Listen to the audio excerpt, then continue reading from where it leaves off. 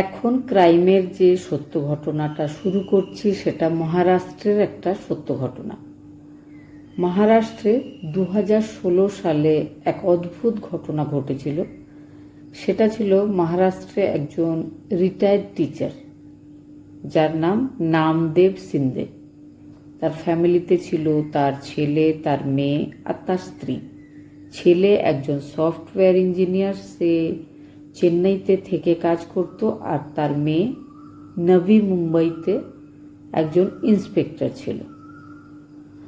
তো হঠাৎ করে পুলিশ হেডকোয়ার্টার থেকে কল এসেছিল নামদেব সিন্দের কাছে 10 মে 2016।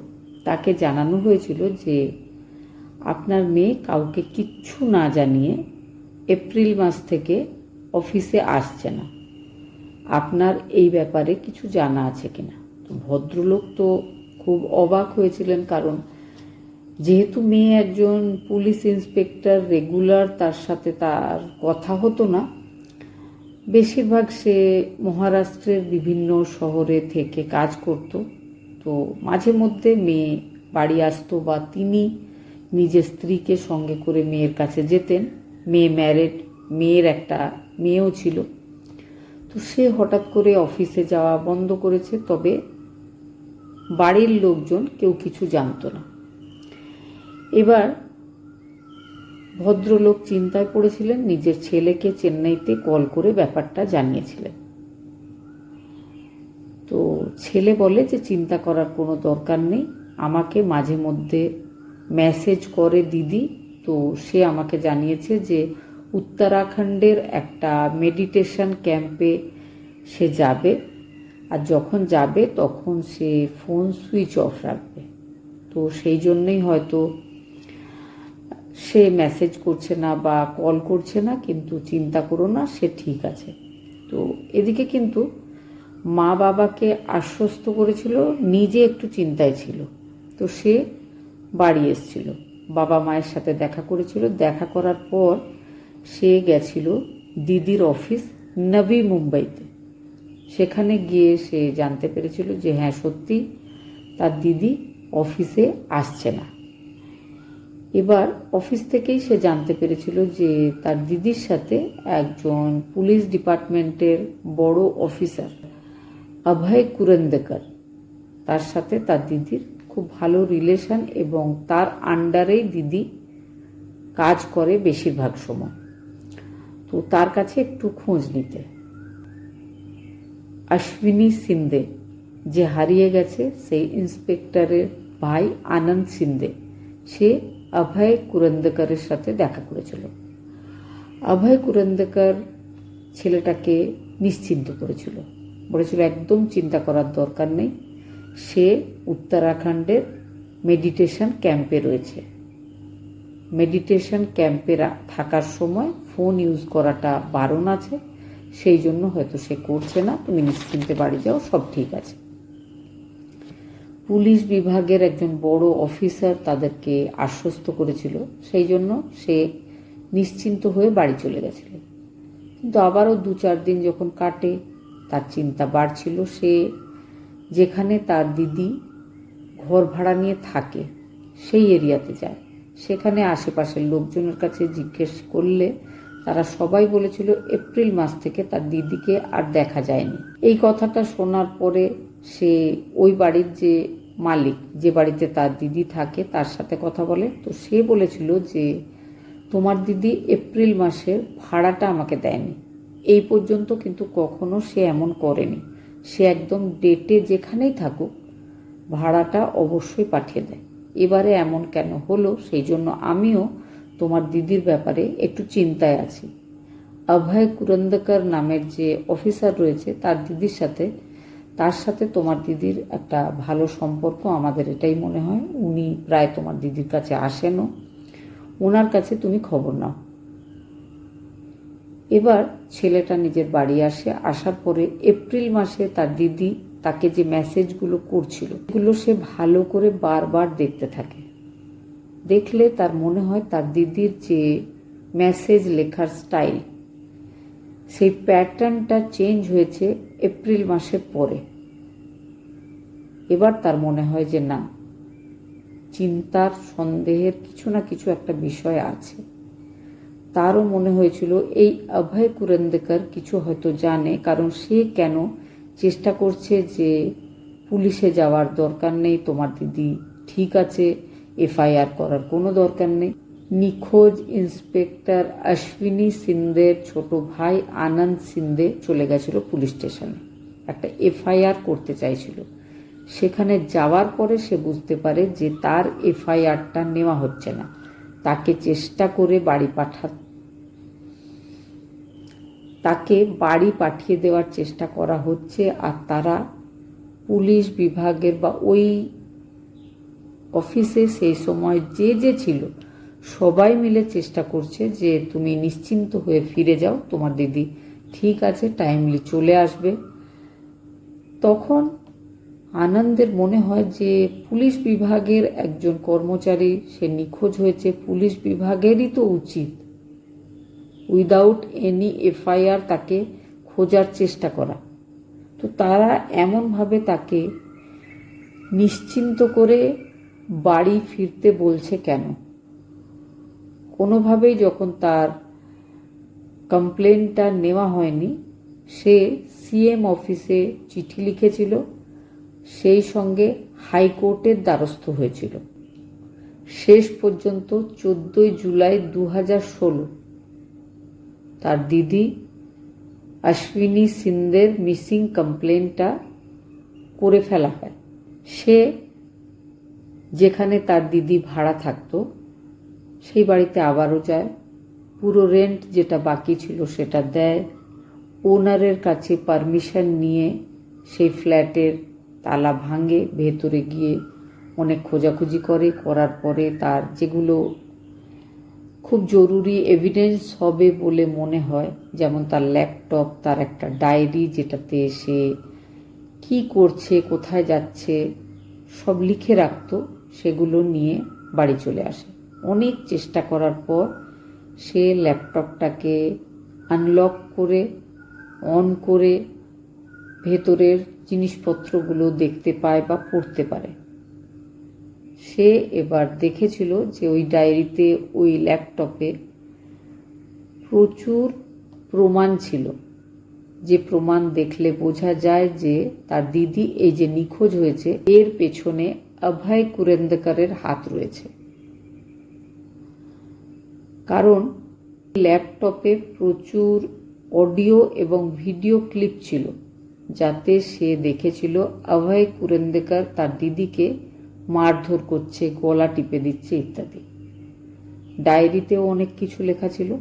সে ওই সমস্ত এভিডেন্সগুলো নিয়ে কোর্টের দ্বারস্থ হয়েছিল। কোর্টের দ্বারস্থ হওয়ার পর একটা পজিটিভ চেঞ্জ হয়েছিল ব্যাপারটাতে।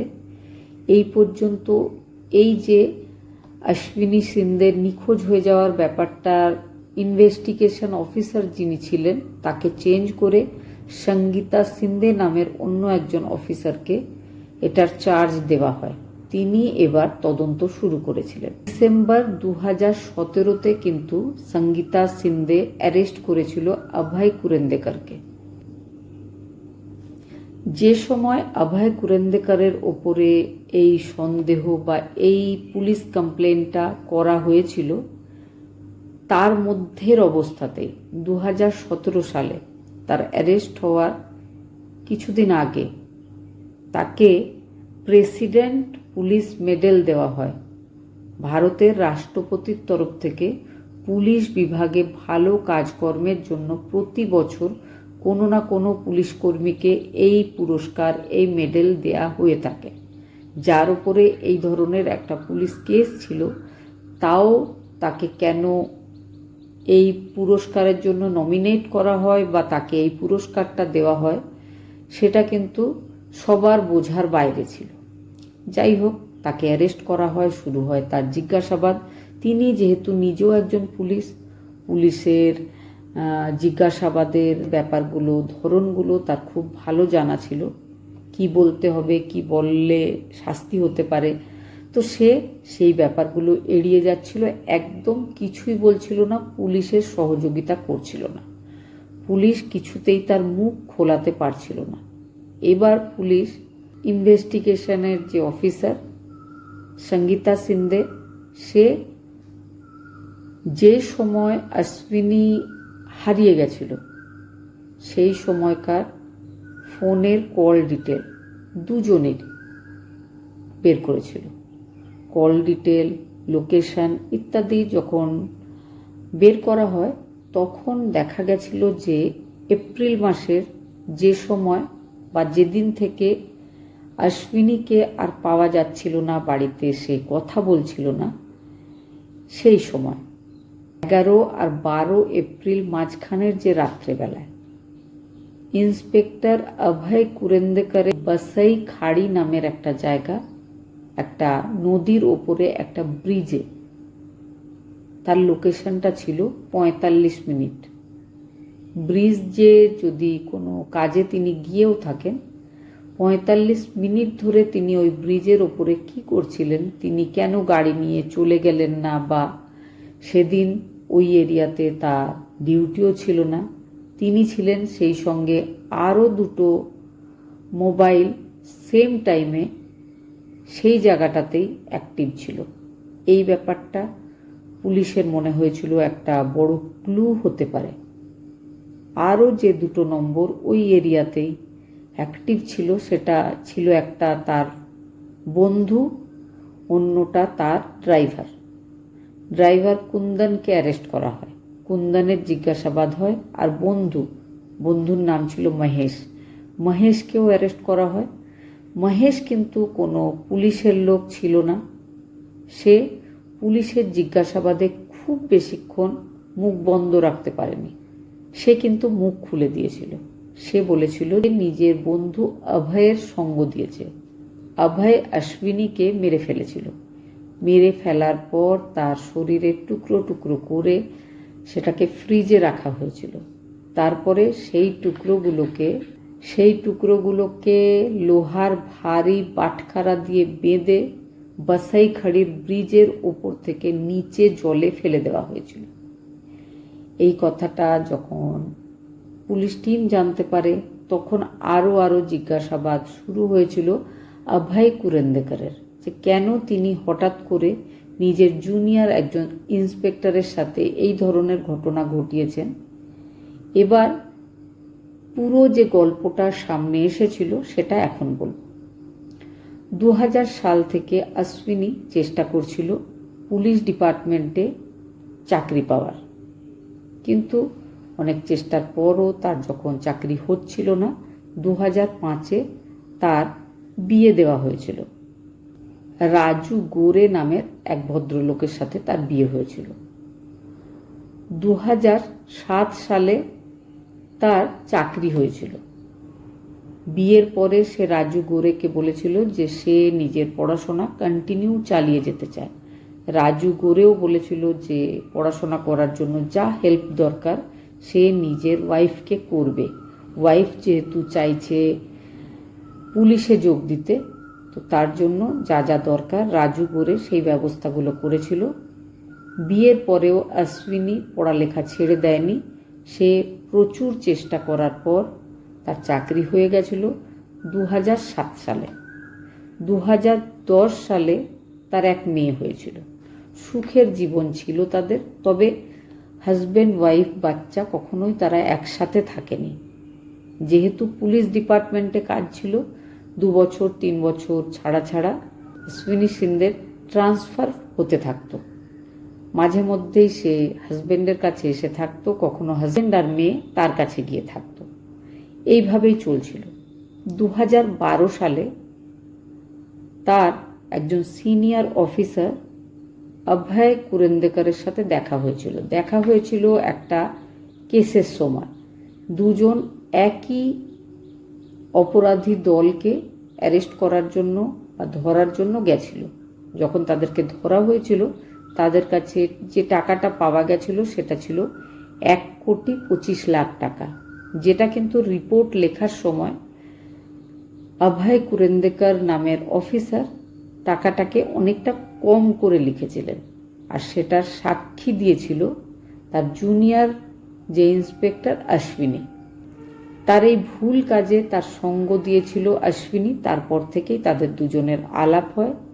একজন সিনিয়র অফিসারের সাথে একজন জুনিয়র কর্মীর আলাপ, বন্ধুত্ব, তারপর প্রেম। প্রেম হওয়ার পরে তারা মাঝে মধ্যেই একসাথে থাকতেও শুরু করে। তারা পরস্পরের সাথে বাকি জীবনটা কাটাতে চাইছিল, বিয়ে করতে চাইছিল। বাধা ছিল একটাই, দুজনেই ম্যারেড, দুজনেরই সন্তান আছে। অভয় কুরেন্দ্রকারের 2 সন্তান আর অশ্বিনীর 1 মেয়ে। কিন্তু তারা যে কোনোভাবে একসাথে থাকতে চাইছিল। দুজন মিলে ঠিক করে যে চলো ডিভোর্স নেব, নেওয়ার পরে আমরা বিয়ে করব।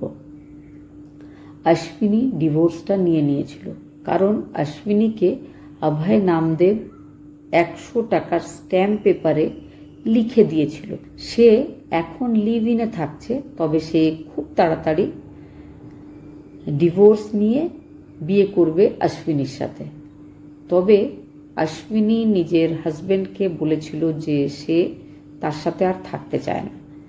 হাজব্যান্ড মেয়ে দুজনেই দুঃখ পেয়েছিল। তবে অশ্বিনী ডিভোর্স নিয়েছিল নিজের বিয়ের 9 বছর পরে।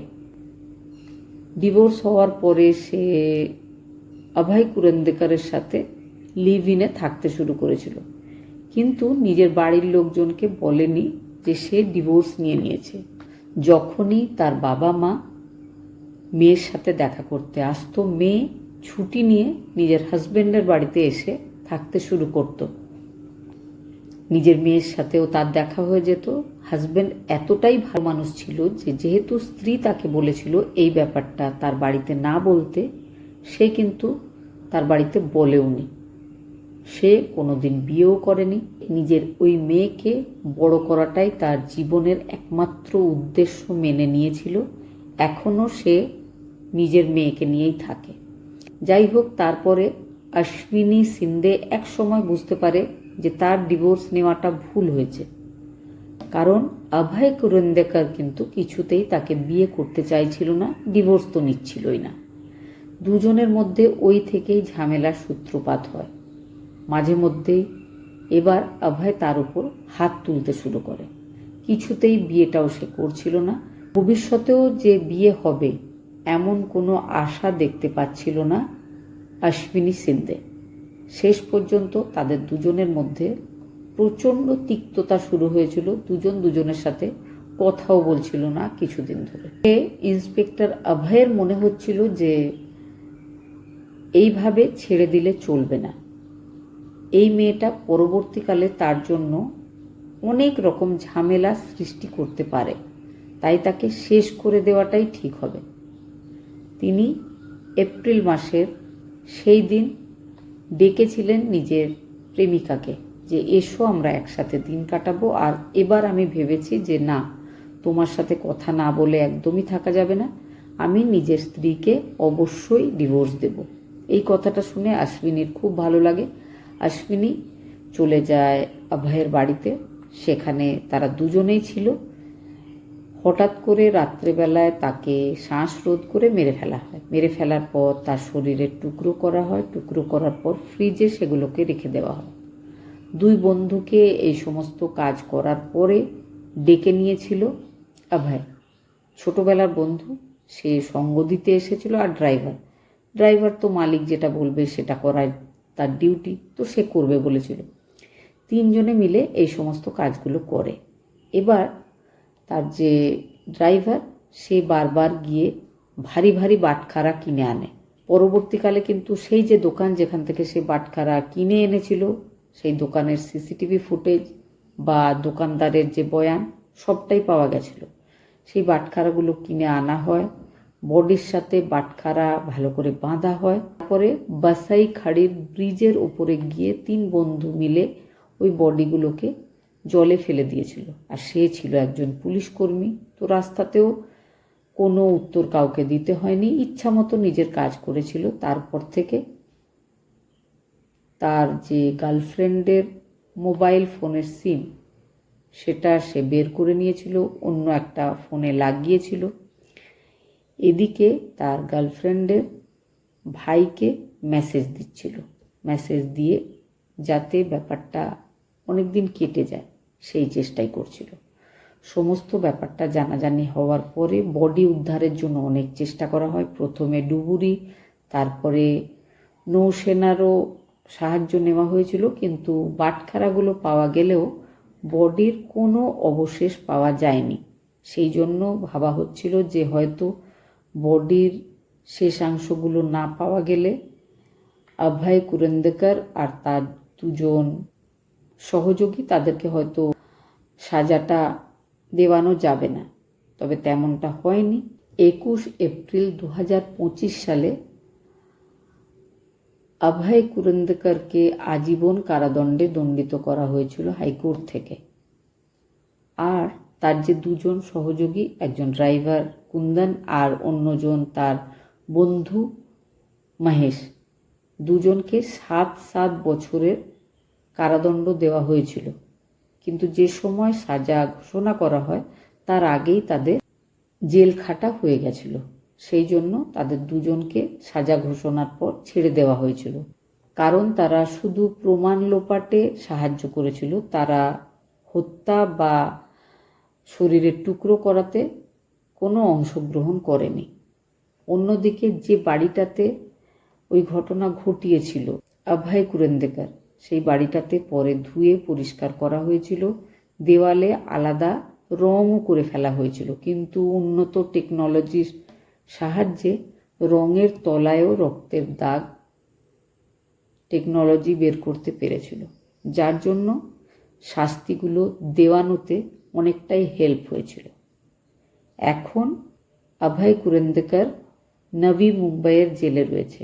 তার কাছে রাষ্ট্রপতি পুরস্কার রয়েছে, মেডেল রয়েছে। যখন সে এই ঘটনা ঘটিয়ে ফেলেছিল তারপরে তাকে রাষ্ট্রপতি পুরস্কার দেওয়া হয়েছিল। সেটা তার থেকে কিভাবে ফেরত নিয়ে নেওয়া যায় সেই চেষ্টা এখনও জারি আছে।